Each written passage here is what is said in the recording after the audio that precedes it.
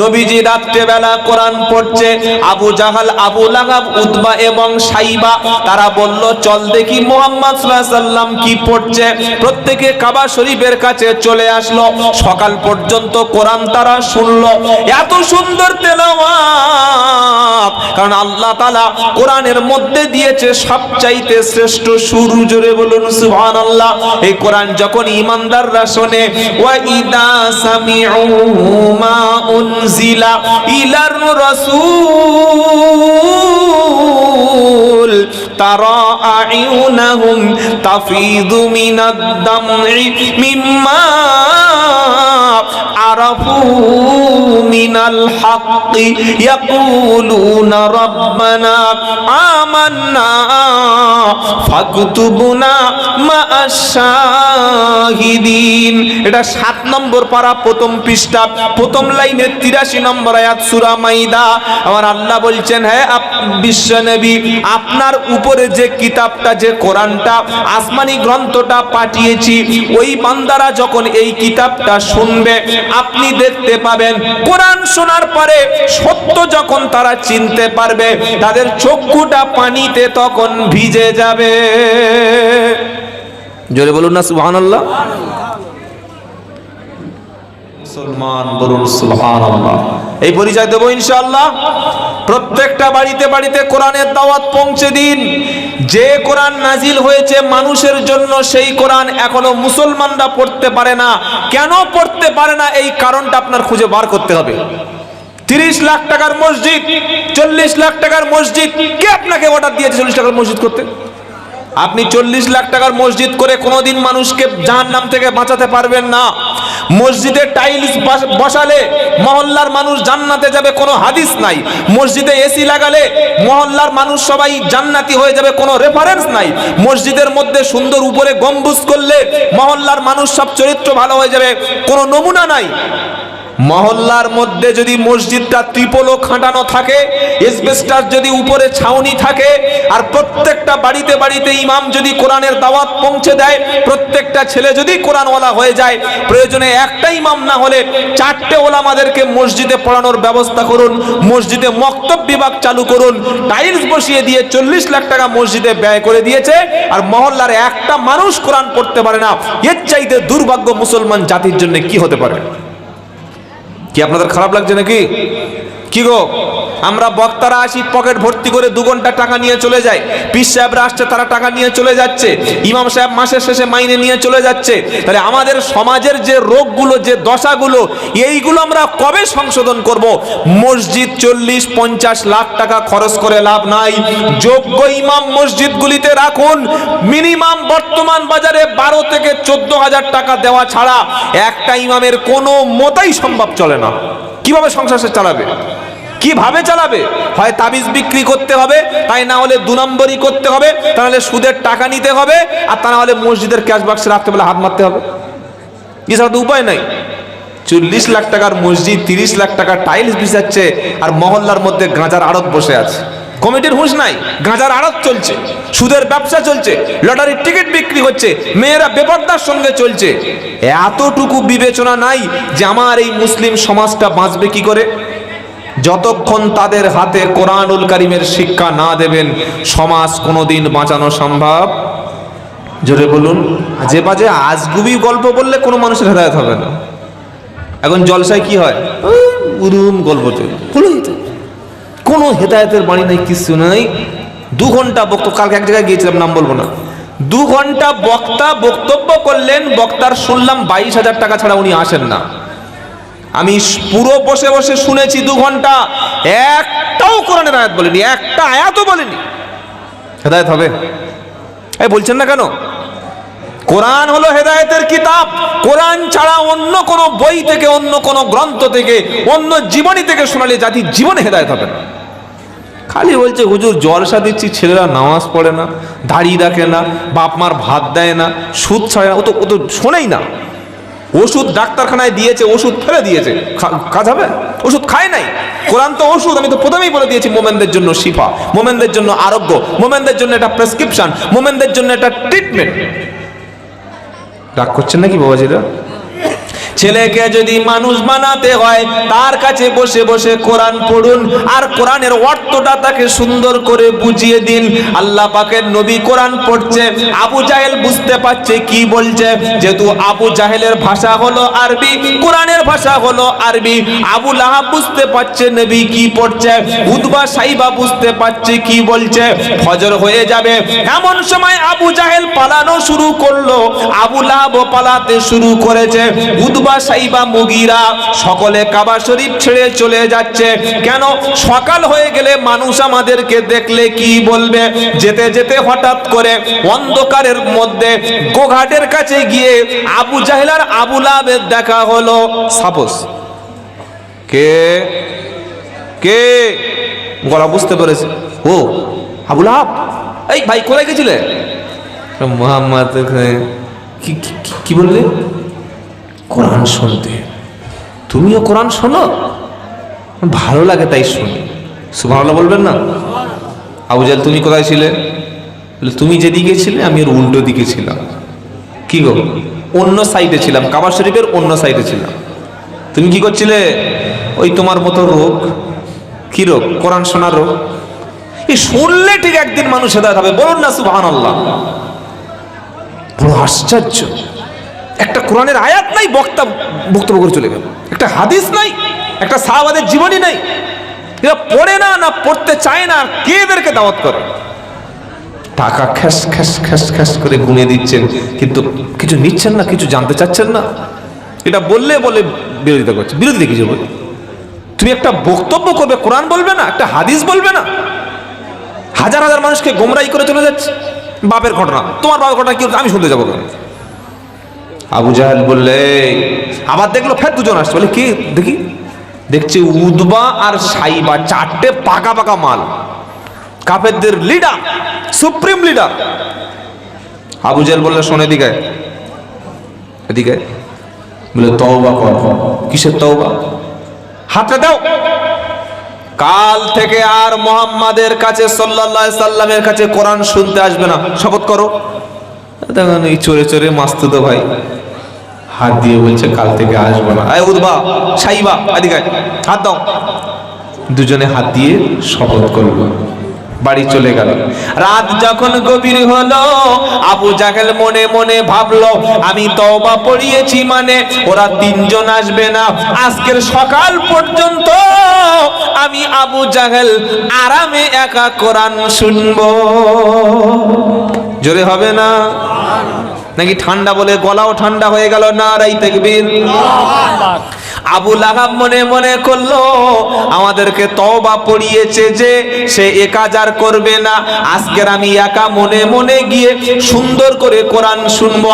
Utba এবং সাইবা তারাও মনে করলো, আবু জাহাল আবু লাহাব ওরা বড় বড় পাকা পাকা নেতা, ওরা তওবা পড়িয়েছে মানে শপথ করিয়েছে ওরা আসবে না, আমরাও যাব। চারজনের মতো ভেবে গিয়ে কাবা শরীফের পাশে দাঁড়িয়ে গেল। আর নবীজি তেলাওয়াত শুরু করেছেন, একদম কোরআন তেলাওয়াত করেই যাচ্ছে। হে বাবাজিরা, সোনারা লালেরা, কোরআন যদি কোরআনের মতো পড়া হয়, মানুষ সেখানে বসে বসে কাঁদতে থাকে। আমাদের মায়েরা যে কোরআনটা পড়ে, আমাদের বাড়িতে যে কোরআন পড়া হয়, আল্লাহর কসম করে বলছি, এ কোরআন পড়লে উল্টে আরো গুনাহ হবে। কোরআন যদি শুনতে হয়, হাফেজ যে কোরআনের কাছে মাদ্রাসায় এসে বসে দেখবেন, হাফেজ সাহেব সবক শুনিয়ে দিল।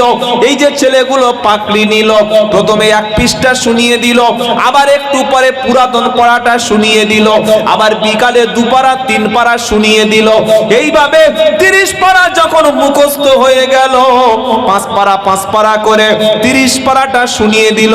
তারপরে 10 পারা করে 3 দিনে শুনিয়ে দিল, 15 পারা করে 2 দিনে শুনিয়ে দিল। লাস্ট যখন ফিনিশ হবে, এক জায়গায় বসে 30টি পারা, 540টা রুকু, 114টা সূরা, 6666টি কম বেশি আয়াত, 86,430টি বাক্য, 3,23,760টা অক্ষর এক জায়গায় বসে নির্ভুল ভাবে চোখ বন্ধ করে শুনিয়ে দিল। তার নাম হাফেজে কোরআন। সূরা ফাতিহা পড়তে পারছে না, ও বলছে মাদ্রাসায় রেখে কি হবে, কবরে যাও, পাঁচ আর গোশত ছাড়িয়ে লবণ মিশিয়ে দেবে। স্টেজে তুলে দিলে সূরা ফাতিহা পড়তে পারে না, মাদ্রাসায় কি হয়, মাদ্রাসা আছে বলে আপনি মুসলমান, আর মাদ্রাসা না থাকলে আপনি হবেন হনুমান। কি হবেন জোরে বলুন? হনুমান। মাদ্রাসা আছে বলে হালাল কোনটা হারাম কোনটা বুঝতে পারছেন।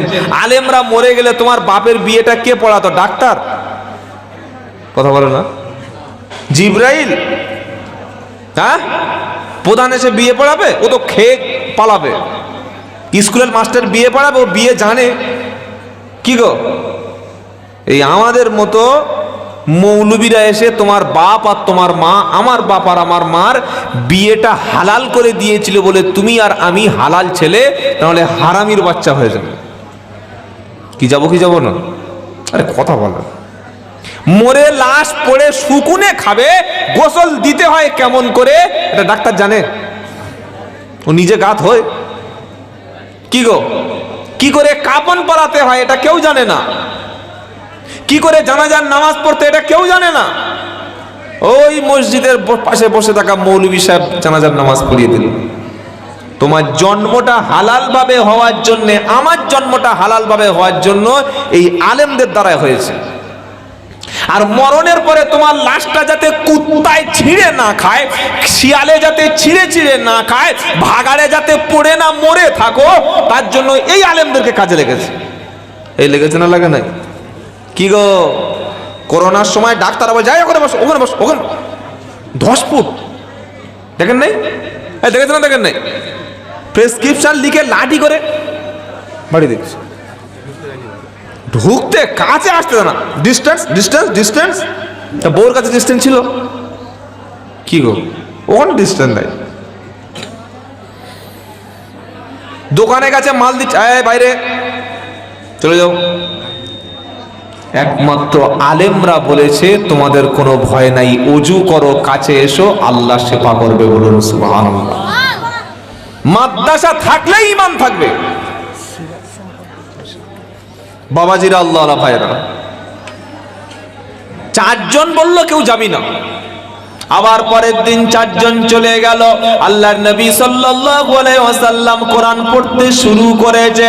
আবু জাহাল সকাল পর্যন্ত শুনলো, আবু লাহাব সকাল পর্যন্ত শুনলো। 4 জন কোরআন যখন শুনে, আবার যখন সকাল বেলা যে যার মতো চলে যায়, আবার দেখা হয়ে গেল। আবু জাহেল বলল না, এইভাবে যদি মুহাম্মদ সাল্লাল্লাহু আলাইহি ওয়াসাল্লামের ফলোয়ার বেড়ে যায়, মুহাম্মদ সাল্লাল্লাহু আলাইহি ওয়াসাল্লামের যদি ভক্ত বেড়ে যায়, মুহাম্মদ সাল্লাল্লাহু আলাইহি ওয়াসাল্লামের সাপোর্টার যদি বেড়ে যায়, ওমর ফারুকের মতো আমরাও একদিন কলেমা পড়ে যদি মুসলমান হয়ে যাই, তাহলে বাপদাদার ধর্ম ত্যাগ করে দেব। এর চাইতে অপমান আর কিছু হতে পারে না। তারা এবার বলল, যখন কোন জায়গায় কোরআন পড়া হবে, যখন কোন জায়গায় কেউ কোরআন তেলাওয়াত করবে, সঙ্গে সঙ্গে তোমরা সেই জায়গায় বাধা দেবে। কি করবে? জোরে বলো। বাংলার জমিনে কিছু বেঈমান মুসলমান আছে, তারা কোরআন পড়া সহ্য করতে পারে না। মসজিদে কোরআন শিক্ষা দিচ্ছে একজন, এসে বললে কোরআন শেখানো চলবে না। জলসায় কোরআনের মজলিস চলছে, এসব করতে দেওয়া যাবে না। পাড়ায় 2টো মাদ্রাসা হলে তখন বলে মাদ্রাসা রাখা যাবে না। 2টো ইংলিশ মিডিয়াম স্কুল হলে খুব ভালো, খুব খুশি। এটা আবু জাহেলের খালাতো ভাইয়া, তারা হলে ভাড়া ভাই। 3 নম্বর অন্য কিছু না। আবু জাহেল আইন চালু করে দিল, বলল যখন কোরআন তেলাওয়াত হবে সঙ্গে সঙ্গে তোমরা সেখানে বাধা দেবে। আজ মুসলমানের মধ্যে কিছু মুসলমান আছে, মসজিদে কোরআন খুলে শেখাচ্ছে, সেখানে বাধা দিচ্ছে, বলে মসজিদে কোরআন পড়া যাবে না। আছে না নাই? জোরে বলুন। এরা আবু জাহেল ছাড়া আর অন্য কিছু হতে পারে না। অথচ ভারতবর্ষের জমিনে যত আল্লাহওয়ালা নেককার বান্দা এসেছিল, তাদের প্রথম কাজ হলো জাতির কাছে কোরআনের মাদ্রাসা মক্তব তৈরি করে দেওয়া। আবু জাহেল বলল, এক কাজ কর, শুধু মুখে আইন মুখে বললে হবে না, মক্কায় একটা বিল পাস হলো, একটা আইন পাস হলো। আইনটা কি? ওয়াকালাল্লাযীনা কাফারু লা তাসমাউ লিহাদাল কুরআনা ওয়ালগাউ ফীহি লাআল্লাকুম তাগলিবুন। 24 নম্বর পারা, 18 নম্বর 16 নম্বর পৃষ্ঠা, একদম 11 নম্বর লাইনের 26 নম্বর আয়াত, সূরার নাম হামিম সাজদা। তারা একটা বিল পাস করলো, আইন পাস করলো। আইনটা কি? আল্লাহ তাআলা মুমিনদের জন্য আইনটা কোরআনে কোড করে দিয়েছে। আবার বলছি, ওয়াকালাল্লাযীনা কাফারু, কাফেররা বলল। কে বলল? কাফেররা। কি বলল? লা তাসমাউ লিহাদাল কুরআন, এই কোরআন তোমরা শুনবে না, কোরআন শুনতে যাবে না, কোরআন কোন জায়গায় আলোচনা হলে শুনবে না। শুধু শুনবে না এই কথা বলে কাফেররা আইন পাস করলে হয়ে যেত। তারা বলল, ওয়াকালাল্লাযীনা কাফারু লা তাসমাউ লিহাদাল কুরআনা ওয়ালগাউ ফীহি লাআল্লাকুম তাগলিবুন। তারা বলল, কোরআন যেখানে তেলাওয়াত হবে, কোরআনের আলোচনা যেখানে হবে, কোরআনের ব্যাখ্যা যেখানে হবে, কোরআনের মজলিস যেখানে হবে, সে জায়গায় তোমরা যাবে না, সেখানে কোরআন শিখবে না, সেখানে কোরআন শুনবে না। আর সাথে সাথে ওয়ালগাউ ফীহি, সাথে সাথে বাধা দেবে, ভণ্ড করে পণ্ড করে দেবে, অনুষ্ঠানটা বানচাল করবে, অনুষ্ঠানে কাউকে যেতে দেবে না।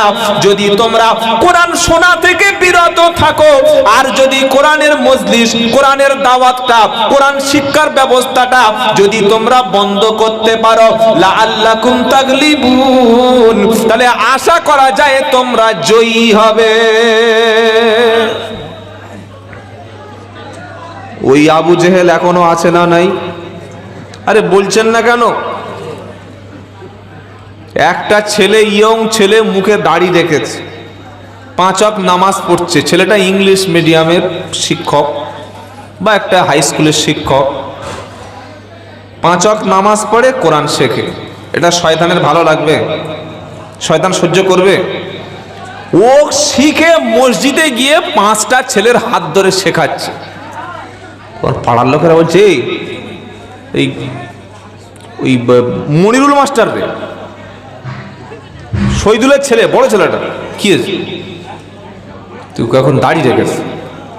যে দাড়ি রেখেছে তার চুল কোনা, পাশের লোকের কি বলছি বুঝতে পারছেন? আমি রেখেছি, আমার চুল কবে না, আমার পাশের মালের চুল কবে। দাড়ি দাড়ি তো আমার দাড়ি তো চুল গুছে গেল। বলে শুধু দাড়ি রাখিনি, ও এখন মসজিদে কোরআন পড়ছে। কি হয়েছে?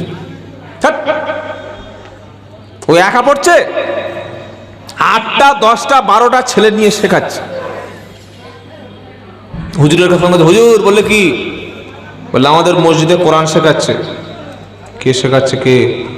ডাক্তার। ডাক্তার বন্ধ করো, বন্ধ করো, মসজিদে কোরআন চলবে না। বললে হুজুর এটা কি আপনি গল্প বলছেন? কটা ফোন নাম্বার দেবো আপনার কথা বলবেন কমিটির সাথে? কটা? প্রায় দিন ফোন করে বলে হুজুর মসজিদে কোরআন শিখতে দিচ্ছে না। এরা আবু জাহেলের চাইতে আরো ফার্স্ট ক্লাস। মসজিদে যদি কোরআন না পড়া হয় তো কোরআন কোথায় পড়বে? এরা চায় কোরআনটা মরণের পরে পড়ুক, তাতে আমাদের মতো কিছু গন্ডমূর্খ হুজুরের পেটটা চলে যাবে। কোরআনটা যদি মানুষ না শেখে, আমাদের কিছু তাবিজ কবজ বিক্রি হবে।